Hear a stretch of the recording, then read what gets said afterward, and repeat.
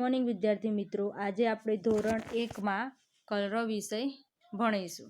તો દરેક વિદ્યાર્થી મિત્રોએ પોતપોતાના કલરવની ચોપડી કાઢવી અને એમાં પાના નંબર 119 કાઢવી દરેક વિદ્યાર્થી મિત્રોએ. તો જો આપણે એમાં જોઈશું, કાઢીને કલરવની ચોપડી.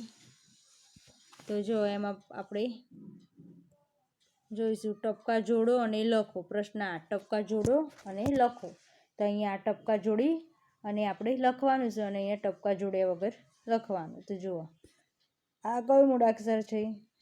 ઢ. તો અહીંયા ટપકા જોડીને ઢ લખવાનું અને અહીંયા ટપકા જોડ્યા વગર અહીંયા ઢ. અહીંયા ટપકા જોડ્યા વગર ઢ લખવાનું અને અહીંયા ટપકા જોડીને ઢ લખવાનું. એ રીતે જો ઠ છે તો અહીંયા ટપકા જોડીને ઠ લખવાનું અને એ ટપકા જોડ્યા વગર ઠ. અહીંયા મેં જો ટપકા જોડીને ઠ લખ્યું છે ને ટપકા જોડ્યા વગર એ ઠ લખ્યું છે, એટલે તમને ખબર પડે. પછી આ સ, તો અહીંયા ટપકા જોડીને સ લખવાનો અને અહીંયા ટપકા જોડ્યા વગર સ. પછી આ થ, તો ટપકા જોડીને થ લખવાનો અને ટપકા જોડ્યા વગર. પછી જો આ શું લખ્યું છે? ક. ક ના મીંડું, ઉપર માથે મીંડું, ક. એ રીતે અહીંયા છે ને ટપકા જોડીને ક લખવાનું છે અને ટપકા જોડ્યા વગર ક લખવાનું, ક લખવાનું. પડી ખબર? હવે આગળ જોઈએ. જો અહીં લખ્યું ઢ. ટપકા જોડીને ઢ લખવાનું છે અહીંયા અને અહીંયા ટપકા જોડ્યા વગર અહીંયા ઢ લખવાનું. પણ અહીંયા ઠની માથે મીંડું છે જો, એટલે અહીંયા બધા. પછી ઢની માથે મીંડું છે. પછી આગળ આપણે જોયું એ રીતે તમારે માથે મીંડું કરીને પણ લખવાનું છે. તો ઢ, તો ઢની માથે મીંડું કરે તો ઢ, એ રીતે લખવાનું. અહીંયા ટપકા જોડીને અને અહીંયા ટપકા જોડ્યા વગર ઢ લખવાનું. પછી અહીં ટપકા જોડીને ઠ અને અહીંયા ટપકા જોડ્યા વગર ઠ તમારે જાતે લખવાનું. પછી અહીંયા સ, ટપકા જોડીને સ લખવાનું અને અહીંયા ટપકા જોડ્યા વગર સ લખવાનું. પછી અહીંયા થ, ટપકા જોડીને થ લખવાનું અને અહીંયા ટપકા જોડ્યા વગર થ લખવાનું. આમ થ બોલાય અને આમ થ, એ રીતે બોલાય. પડી ખબર? ભાર દઈને ઉપર મીંડું હોય તો એ રીતે તમારે અહીંયા લખવાનું છે. અને મેં અહીંયા દરેકમાં ઢ, તો ઢમાં ટપકા જોડીને એક ઢ બનાવીશ અને એક ટપકા જોડ્યા વગર ઢ બનાવીશ. પછી આગળ એ રીતે કર્યું છે કે એકલો ઢ ટપકા જોડીને બનાવીને ટપકા જોડ્યા વગર અને અહીંયા માથે મીંડું વાળું. એ રીતે તમારે લખવાનું છે. પડી ખબર? અહીંયા ટપકા જોડી અને ટપકા જોડ્યા વગર મૂળાક્ષર લખવાના છે. તમારે તમારી ચોપડીમાં 119 અને આ 120 પાના નંબર ઉપર જે મૂળાક્ષરો આપેલા છે એ તમારે તમારી ચોપડીમાં લખવાના છે. હવે આપણે આગળ જોઈએ. જો અહીંયા શું લખ્યું છે? પ્રશ્ન 9, ફળોના નામ શોધો અને લખો. ત્યાં ચોરસ બોક્સની અંદર બધા નામ આપેલા છે, એમાંથી તમારે શોધીને ફળોના નામ લખવાના છે. જો આ પહેલી કેરી બતાવી છે કે તમારે કેવી રીતે શોધવાનું. તો જો અહીંયા કેરી લખીશું તો આ એક થઈ ગયું ફળનું નામ. તો અહીંયા જો કેરી. પછી આ જો દાડમ. તો જો અહીંયા મેં કર્યું છે જો દાડમ, આ પેન્સિલથી દેખાય આ રીતે જો દાડમ થઈ ગયું દાડમ બીજું. પછી આ સીતાફળ થઈ ગયું સીતાફળ. પછી આ ચીકુ. પછી આ કેળા અને આ જામફળ. થઈ ગયા ને 6 ફળ. અહીંયા 6 ફળો આપેલા હતા, એ તમારે શોધીને લખવાના હતા. તો જો મેં તમને બતાવીશ 6 ફળો શોધીને. તો આ રીતે તમારી પરીક્ષામાં પૂછાય કે ભાઈ ફળો શોધો, નીચે લખવાના અને આ રીતે ફળો ઉપર પણ રાઉન્ડ કરવાનું શોધીને. તમને આવડવું જોઈએ. મેં તમને અત્યારે શીખવાડ્યું ને એ રીતે કરવાનું અને ચોપડીમાં તમારે આ રીતે પૂરવાનું. પડી ખબર? આ રીતે આમ પૂરીને નીચે ફળોના નામ લખવાના જે શોધ્યા હોય. હવે આગળ જોઈએ. વાંચો અને કહો. જો શંભુએ જાંબુ ખાધા, ઠળિયા વાડામાં ફેંકી દીધા. ઘણા દિવસ પછી વાડામાં છોડ જોયો, તે છોડને રોજ પાણી પીવડાવે. પછી તે ઝાડ મોટા થયા, ખૂબ જ જાંબુ પાકે. હવે બધા છોકરાઓ જાંબુડા ખાય છે. પડી ખબર? વાંચો અને કહો. હવે નીચે આપણે પ્રશ્નો કહીએ. શંભુએ ઠળિયા ક્યાં ફેંક્યા? તો વાડામાં. અહીંયા જો લખ્યું છે ને વાડામાં ઠળિયા ફેંક્યા. જાંબુનો રંગ કેવો હોય? તો જાંબલી. કેવો હોય? જાંબલી. તો અહીંયા આ વાર્તા કીધી છે, નીચે એના પ્રશ્નો આપ્યા છે.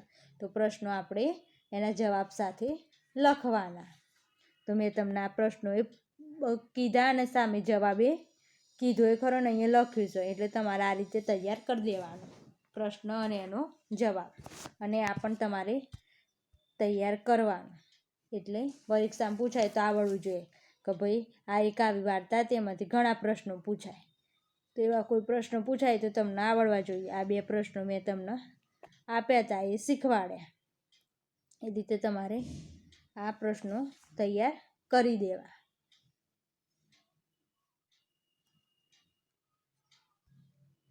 પછી આમાંથી એવો પ્રશ્ન પૂછાય કે છોડ ક્યાં જોયો તો વાડામાં. પછી તેને શું કરતા હતા?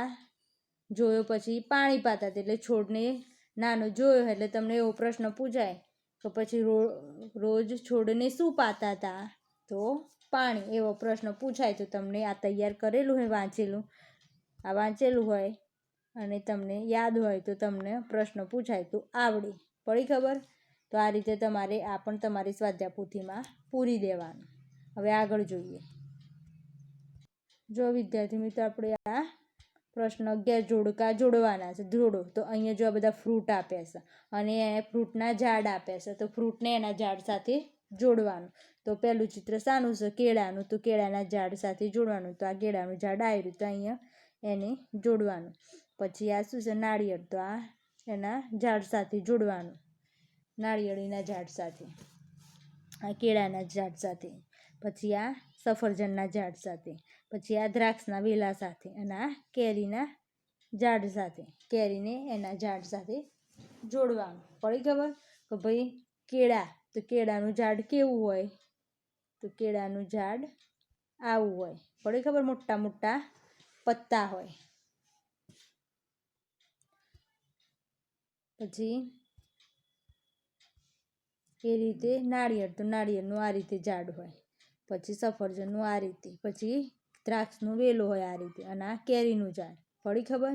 તો ફ્રૂટ સાથે એના ઝાડને જોડવાનું છે. અને મેં તમને અહીં જોડીને બતાવ્યું ને, અહીંયા ચોપડીમાં બી પૂર્યું છે. તો એ રીતે તમારે તમારી ચોપડીમાં આ રીતે પૂરી દેવાનું, તૈયાર કરવાનું. આગળ જોઈએ. જો અહીંયા શું કરવાનું છે? વાંચો. એટલે આ તમારે વાંચવાનું છે. નિશાળ શિયાળ, હાથ છાસ, થેલી થેલો, ટાઢી દાઢી, ઠંડી ઢોલી, વંદન કંચન, વૈશાખ ખૈયામ, ગંગા શંકર, જોસેફ ગૌતમ. આ રીતે તમને એક સરખા લાગે છે ને શબ્દો? જો આ રસોઈવાળા છે, પછી આ કાનોવાળો, પછી આ માત્રવાળો, પછી આ કાનાવાળો, પછી આ ઠંડી ઢોલી.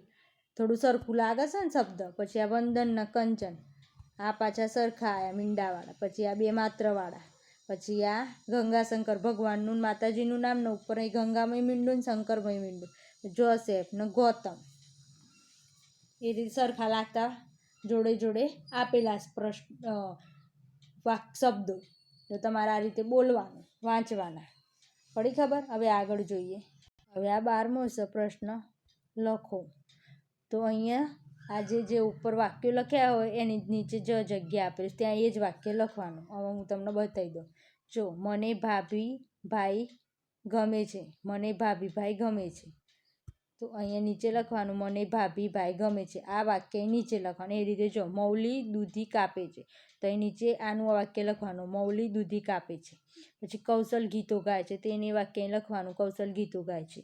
પછી રોજ સફાઈ થાય છે. તો અહીં નીચે લખી દેવાનું, રોજ સફાઈ થાય છે. સૌને ભૂખ લાગે છે. તો સૌને ભૂખ લાગે છે. હું મંદિરે જાઉં છું. તો હું મંદિરે જાઉં છું. પડી ખબર? મેં તમને એક ઉદાહરણ તરીકે એક આ લખ્યું છે વાક્ય, તો તમને ખબર પડી જાય કે ઉપરના વાક્ય નીચે એનું એ વાક્ય લખવાનું. એ રીતે દરેકમાં એ રીતે કરવાનું. અને જે ખાલી જગ્યા આપી છે ત્યાં ઉપરનું વાક્ય જે હોય એ સેમ નીચે લખવાનું. પડી ખબર? તો આ રીતે તમારી ચોપડીમાં પૂરવાનું. આ તમારી ચોપડીમાં પૂરી દેવાનું. હવે આગળ જોઈએ. જો અહીં લખીશું પ્રશ્ન 13, અલગ તારવો અને લખો. તો જો અહીંયા શું છે? તો અહીંયા ફળ છે લખેલું. તો આ ફળ આપેલા છે એની અંદર ફળ સિવાય બીજું કોઈ આપ્યું હોય એ તમારે જોવાનું, અને જો અલગ લાગતું હોય તો એ નીચે લખવાનું. ધારો કે જો અહીંયા ફળ છે તો અહીંયા બધા ફળ જ આપેલા છે, પણ ફળ સિવાય કદાચ બીજું કોઈ આપેલું હોય તો પછી નીચે લખવાનું. જો અહીંયા ફળ છે, એમાં જો જાંબુ છે એ ફળ, નારંગી એ ફળ, કેળા એ ફળ, ને રીંગણ શાકભાજી કહેવાય ને તો અહીંયા રીંગણ લખવાનું, કારણ કે ત્રણેય કરતાં અલગ પડે છે, કારણ કે આ ત્રણેય ફળ છે અને આ શાકભાજી છે. અને અહીંયા ફળના નામ લખેલા હતા, તમને ખબર ના પડે ને તો જોઈ લેવાનું. અહીં કૌંસમાં લખેલું છે કે ફળ, તો અહીંયા બધા ફળ જ હોય. ફળ સિવાય બીજું કોઈ હોય અલગ તો એ નીચે લખવાનું. એવી રીતે જો અહીંયા શાકભાજી લખેલું છે, તો કારેલા એ શાકભાજી, ભીંડા એ શાકભાજી અને ટામેટા એ શાકભાજી. આ મોસંબી ફ્રૂટ કહેવાય, ફળ કહેવાય, તો અહીંયા મોસંબી લખવાનું, કારણ કે એ શાકભાજી નહીં.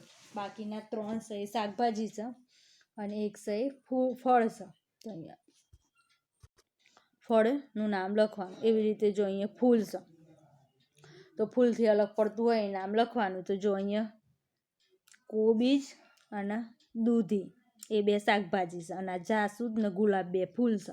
તો અહીંયા ફૂલ લખેલું છે કે ફૂલના નામ લખેલા છે, પણ ફૂલ સિવાય બીજાય નામ લખેલા છે તો 2 અલગ પડતા છે ને, તો અહીંયા કોબીજ લખવાનું, અહીંયા દૂધી લખવાનું. પડી ખબર? કારણ કે ફૂલનું નામ લખેલું હતું તો ફૂલના નામ છે, પણ એના સિવાય બીજા 2 નામ અલગ છે, તો એ નામ અહીંયા આપણે લખ્યા. તો જો મેં જે રીતે પૂર્યું છે એ રીતે તમારી ચોપડીમાં પૂરી દેવાનું. પડી ને ખબર? હવે આગળ જોઈએ. ઉદાહરણ મુજબ લખો. તો જો અહીં લખેલું છે શાકભાજી, તો અહીંયા જે શાકભાજી હોય એ અહીંયા નીચે લખવાનું. ધારો કે પહેલું રીંગણ લખ્યું છે, હવે આમાં ચિત્રોમાંથી જોઈ લેવાનું કે બીજી કઈ શાકભાજી છે, તો એ નીચે તમારે લખવાની ખાલી જગ્યા. અહીંયા આપેલા છે ને 2 જવાબો નીચે લખવાના.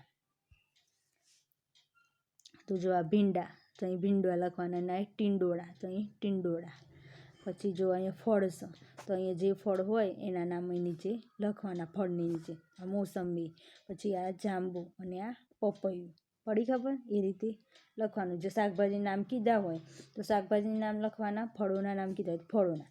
પછી એમ લખે ચિત્રો ઉપરથી, તો ચિત્રમાં જે શાકભાજી થતા એ શાકભાજી નામ લખવાના, જે ફળના નામ થતા એ ફળના, ફૂલના પૂછાય તો ફૂલના, એ રીતે કરવાનું. તો અહીંયા 2 વસ્તુના જ નામ હતા, શાકભાજી, ફળો. તો આપણે 2 અલગ પાડીને લખ્યા. અહીં શાકભાજી તો શાકભાજીના નામ લખ્યા, અહીંયા ફળો તો અહીં ફળોના નામ લખ્યા. પડી ને ખબર? હવે આગળ જોઈએ.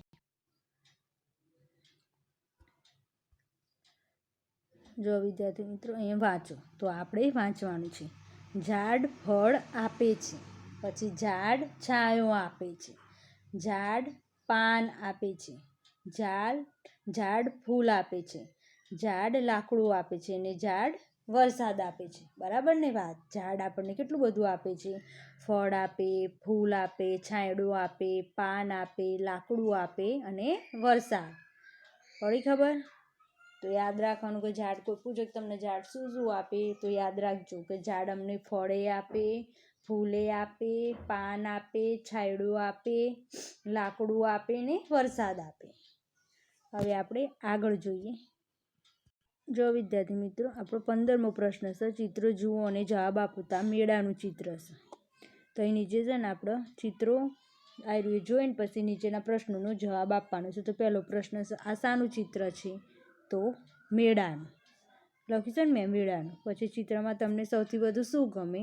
તો ચકડોળ. આપણને જે ગમતું હોય એ અહીંયા લખવાનું. મેં ચકડોળ લખી છે, તમને જે ગમતું એ લખવાનું. પછી ચિત્રમાં બાળકોને શું ખરીદે છે? તો ફુગ્ગા. પછી શું ખરીદે?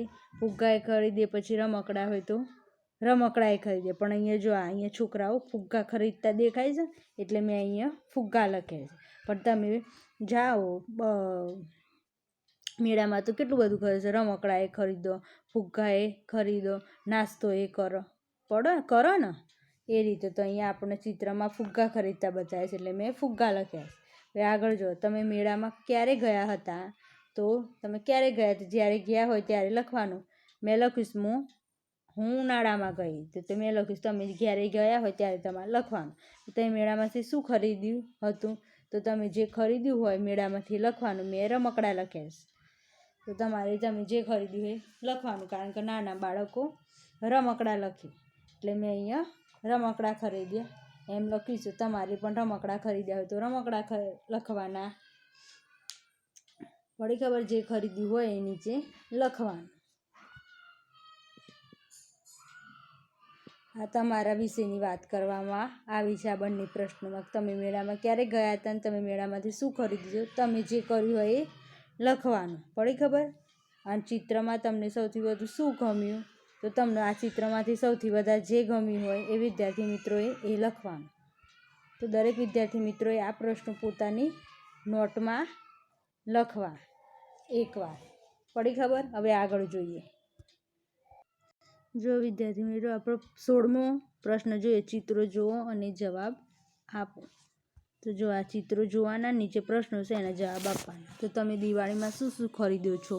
તો મીઠાઈ ખાઈએ છીએ, નવા કપડાં પહેરીએ છીએ, ફરવા જઈએ છીએ, બધાને મળીએ છીએ, એવું લખો તમે. એવું આનો જવાબ આવે. તો દિવાળીમાં શું શું કરો છો? મીઠાઈ ખાઈએ, ફટાકડા ફોડીએ, એ બે તમારે લખવાનું. પછી તમે પતંગ ક્યારે ચગાવો છો? તો ઉત્તરાયણ. પછી તમને કયો તહેવાર વધુ ગમે છે? તો દરેકને જે તહેવાર ગમતો હોય એ લખવાનું. પડી ખબર? દરેકનો પોતાનો પ્રિય તહેવાર લખવાનું. મને ઉત્તરાયણ ગમે છે તો હું ઉત્તરાયણ લખી. તમને જે ગમતો હોય. દિવાળી ગમતો હોય તો દિવાળી, હોળી ગમતો હોય તો હોળી. ઈદના દિવસે શું કરો છો? તો ઈદના દિવસે બધા શું કરે? એકબીજાને ગળે મળીને ઈદ મુબારક કરે. પછી નાતાલ તહેવાર કેવી રીતે ઉજવો છો? તો ક્રિસમસ ટ્રી શણગારીને, સ્ટાર લગાવીને નાતાલ મનાવીએ છીએ.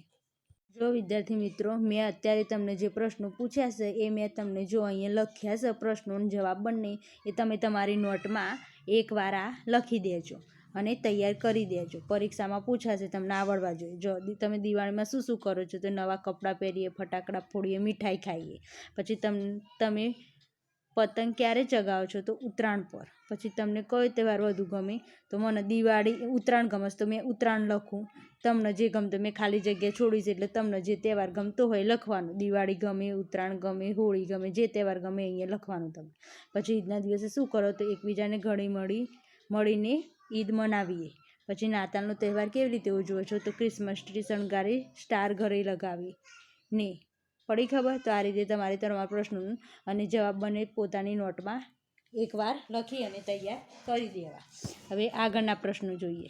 જો અહીંયા શું કરવાનું છે? જોડકા જોડવાના છે. 17મો પ્રશ્ન,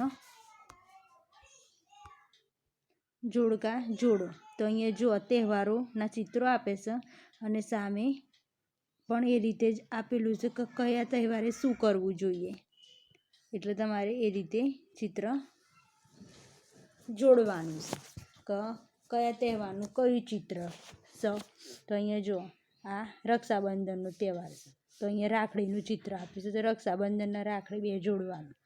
પછી અહીંયા હોળી છે તો અહીંયા છોકરાઓ બધા પિચકારી અને રંગેલા છે અને અહીંયા પિચકારી ડોલ બધું આપે રંગને, તો આ સાથે જોડવાનું. પછી જુઓ અહીંયા ઈદ મુબારક એટલે મુસલમાનનો જે તહેવાર કહેવાય ને, ઈદ મુબારક. તો અહીંયા જો એ બે છોકરાઓ ગળે મળતા બતાવે છે અને સામે અહીંયા દરગાહ આપેલી તેના જોડે કરવાનું. પછી જો અહીંયા ક્રિસમસ ટ્રીમાં આ નાના બે છોકરાઓ છે અને આ સેન્ટાક્લોઝ છે અને સામે ક્રિસમસ ટ્રી આપેલું છે અહીંયા. તો આ રીતે તમારે ક્રિસમસ ટ્રી સાથે જોડવાનું. પડી ખબર? અહીંયા તહેવારો આપે છે અને એને લગતું ચિત્ર આપેલું છે બાજુમાં બીજું. તો એને લગતું જે ચિત્ર હોય એની સાથે જોડવાનું. તો આ ચિત્રો છે એની સામે અહીંયા લખતા હોય ચિત્રો એને જોડવાના. તો મેં જોડ્યા છે એ રીતે તમે પણ તમારી ચોપડીમાં જોડી દેજો અને તૈયાર કરી દેજો. પરીક્ષામાં પૂછાશે, તમને આવડવા જોઈએ. હવે આગળ જોઈએ. જો વિદ્યાર્થી મિત્રો આવી રીતે તમને આપેલું હોય તો મેં લીધેલું જ, ખાલી હું અત્યારે હાલ તમને આ શીખવાડું છું. તમે તૈયાર કરી દેજો. પરીક્ષામાં આ પૂછાય તો તમને આવડવું જોઈએ. જો આ ઢ, તો ઢગલાનું ઢ. મેં તમને ઢ, ઠ, સ, થ શીખવાડ્યું ને, તો આને શું કહેવાય? ઢગલાનું ઢ. પછી આને શું કહેવાય? ઠળિયાનું ઠ. પછી આ શરણાઈનું સ અને આ થડનું થ. પડી ખબર? એ રીતે આગળ જોઈએ. જો વિદ્યાર્થી મિત્રો આ રીતે તમને પરીક્ષામાં પૂછાય તો તમને આવડવું જોઈએ. આ રીતે બીજું પૂછાય ચિત્રોને સામે મૂળાક્ષર સામે લીટી કરવાનું, તો આવું બીજું બી પૂછાય બીજા મૂળાક્ષરનું બીજા ચિત્ર, તમને આવડવું જોઈએ. દરેક વિદ્યાર્થી મિત્રો મને ખૂબ શાંતિથી સાંભળી એ બદલ ખૂબ ખૂબ ધન્યવાદ.